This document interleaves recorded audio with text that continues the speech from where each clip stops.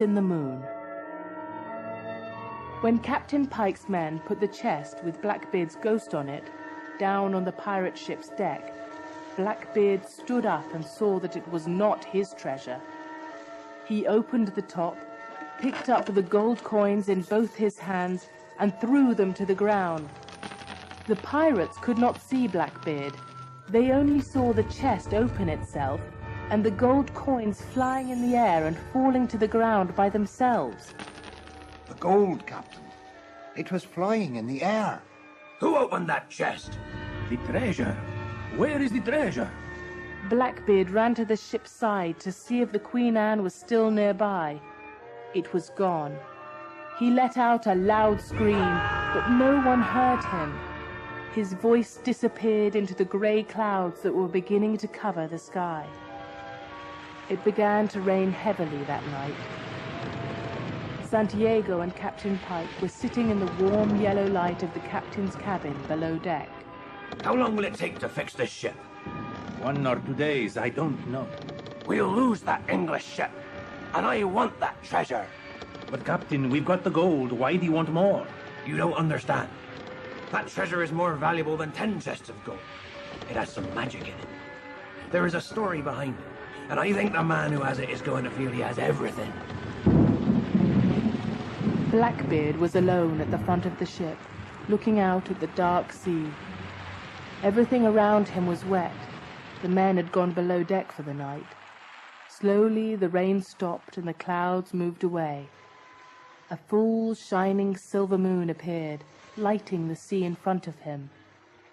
Blackbeard looked into its round face for a long time.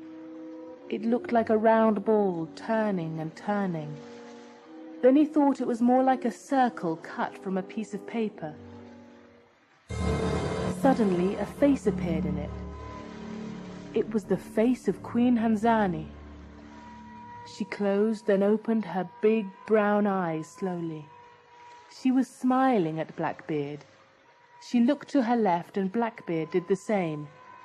He saw a light in the distance. The light was Rum Island, but no one knew it. The Queen's face disappeared, and Blackbeard ran to the bell near the ship's wheel. The man at the wheel was almost asleep when Blackbeard rang the bell and frightened him. Captain Pike, Santiago, and the other men ran upstairs. What is it? What do you see? The man at the wheel was still trying to wake up. I think it's a light. Captain Pike looked through his telescope. He saw the beach of the island in the moonlight. Then he saw a light coming from the Queen Anne. Santiago, tell the men to drop the anchor. We've found the treasure, and this time we're not going to lose it.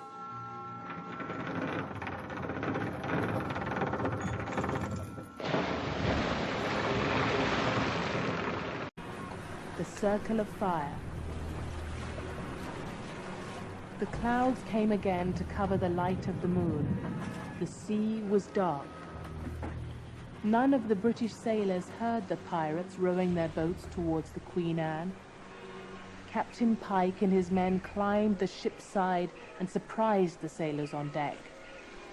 They attacked the sailors with knives, and Captain Pike went below deck. He kicked open the door to the treasure, but he saw that it was gone. Gone? Where is it? He ran back upstairs and threatened one of the sailors with a knife. Where's that treasure you had down there? Talk or I'll kill you right here. The captain took it to the island to trade with the natives. We needed something to fix our sails. The pirates left the Queen Anne and rowed towards Rum Island. Captain Scott and his men were preparing to leave the island. They had what they needed to fix the sails, and they were saying goodbye to Queen Aliana and her people. Torches were lit all around the village, and everyone was having one last cup of rum. Queen Eliana, I hope you and your people will live long lives. Everyone raised their cups, but before they could drink, one of the natives came running through the village. Pirate ship! Pirate ship! The natives all dropped their cups and began running to their huts. The Queen looked at Captain Scott. You see? The treasure is cursed. Wherever it goes, bad luck follow. We have enough men here to fight these pirates. We won't let them destroy your island. We have a lot of experience fighting such men, but you can help by letting us use that treasure. Don't worry, you'll get it all back in the end. The natives kept their rum in wooden barrels near a small lake next to the village. They took all the tops off the barrels to let the smell lead the pirates to where they were. When the pirates arrived, they saw Blackbeard's treasure chest in the middle of a large circle of sugar plant leaves. Queen Aliana was standing outside the circle, holding a torch. Captain Pike saw the chest first. There it is! Take it! I wouldn't if I were you. You can't come here and take whatever you want. Who are you? I'll do what I want. Captain Pike and some of his men walked over the sugar leaves towards the treasure. The leaves had rum on them, and Queen Aliana set them on fire with her torch. The pirates and the treasure were in the middle of a circle of fire, unable to move. You see, Captain, your eye for treasure has kept you from seeing what you should see. It's always the same with such men. Captain Scott, his men, and the natives came out from behind the trees and houses to fight the pirates. They put out the fire, and Captain Pike, with his 6 pirates standing next to the treasure, took out his sword. I'll fight to the death for this treasure. No one will have it if I can.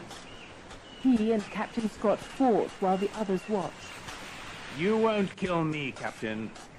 Their swords were locked together, and they were looking at each other fiercely. Captain Pike reached for a knife in his belt. Watch out, Captain. He's got a knife. Captain Scott saw Pike's eye grow wider, then he fell back. A knife with blood on it was in the air. No one could see that Blackbeard's ghost held it. Blackbeard's piece. Blackbeard dropped the knife to the ground. Look! The knife! It moved by itself! It's the curse of the treasure. It's a message from Blackbeard. No one could see the ghost except for Queen Aliana. She had her great-grandmother's eyes, and those eyes would always be able to see him. She walked towards him, away from the other men who were preparing to take the pirates to the Queen Anne as prisoners. When you return to this island, you always bring unhappiness to a woman's heart. First it was my great-grandmother's, and now it is mine. Have you thought of this in all those years while watching that treasure? How could I forget? I can never die and be peaceful. I always remember what I did by looking at that treasure. But you can do something good now. You can keep others from touching it and making the same mistake you did. Now, I can't keep people from coming onto my ship and taking my treasure. You could if you wanted. If there was never any treasure, you would have lived happily with Queen Hanzani. Now you still have the treasure, and you're still unhappy. But that is what I was told to do. Watch the treasure to pay for my mistake. Have you ever thought of what it is that will end this punishment and let you die in peace? Blackbeard had no answer. He was quiet. Captain Scott came to say goodbye to Queen Aliana. Your Highness, we are ready to leave your island. I'm sorry for the trouble we brought with us, but I want to thank you for giving us what we need to sail again. Remember, Captain, you must find the ship you got the treasure from and put it back. It's the only way to keep peace on these islands. We will try. I think you will succeed. And remember the story I told you about that treasure. Taking what is not yours can never bring you or the ones you love any happiness. Captain Scott and the others rowed back to the Queen Anne, and soon it was sailing again through the Bermuda Triangle. Blackbeard was standing at the ship's side. He was looking across the wide blue sea, thinking of everything Queen Aliana said to him before he left Rum Island. He was always saying the same thing to himself. If there was never any treasure, I would be happy. Suddenly, Blackbeard's old empty ship appeared, sailing along the shining blue sea. The man in the crow's nest shouted to the captain, and he put his telescope to his eye. Stubbs, sail straight for that ship. We're going back on board. Blackbeard was walking nervously back and forth as the men put the treasure chest into a small rowboat. He sat on top of it when they were ready to leave and rowed towards the empty ship. Captain Scott told the men to leave the chest where they found it. Before the sailors left, Captain Scott looked around the old pirate ship. And this is what you get for wanting all the riches of the world. Blackbeard was standing next to him, listening. It was the last thing that was said on that ship. The Queen Anne began to sail away when one of the sailors shouted, Look! Everyone turned to see Blackbeard's chest rising in the air over the sea.